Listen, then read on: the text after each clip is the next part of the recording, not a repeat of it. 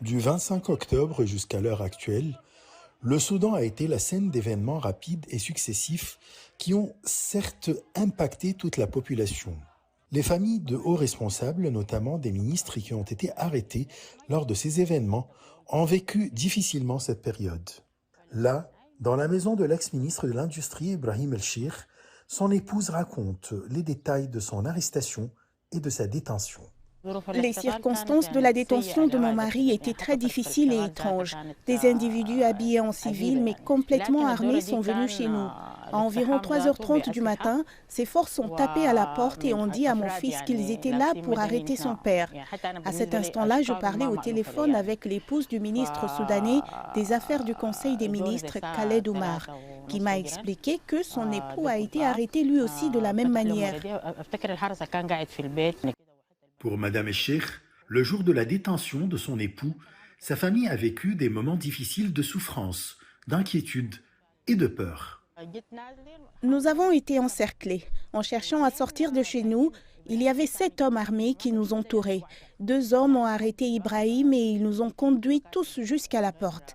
Là-bas, j'ai découvert qu'il y avait aussi des forces de l'ordre armées, un véhicule de police conduit par un homme habillé en civil. Tous ne portaient pas d'uniforme de police, mais des vêtements ordinaires et civils. Rien ne prouvait qu'ils étaient des policiers. Depuis ce jour-là, on n'a aucun moyen de communication avec mon mari. L'invisibilité de la situation actuelle au Soudan s'est certainement reflétée sur la famille de ce ministre, qui cherche par tous les moyens à le libérer ou à apprendre de ses nouvelles. En vain.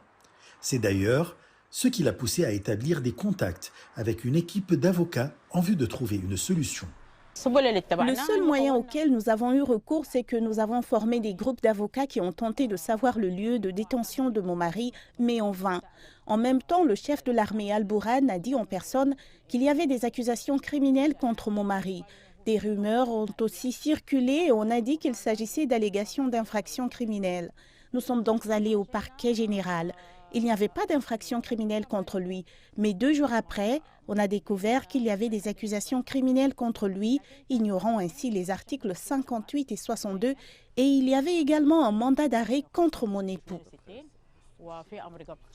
Parmi les hauts responsables arrêtés le 25 octobre dernier, 4 ministres ont été libérés, selon le radiodiffuseur National Sudan TV.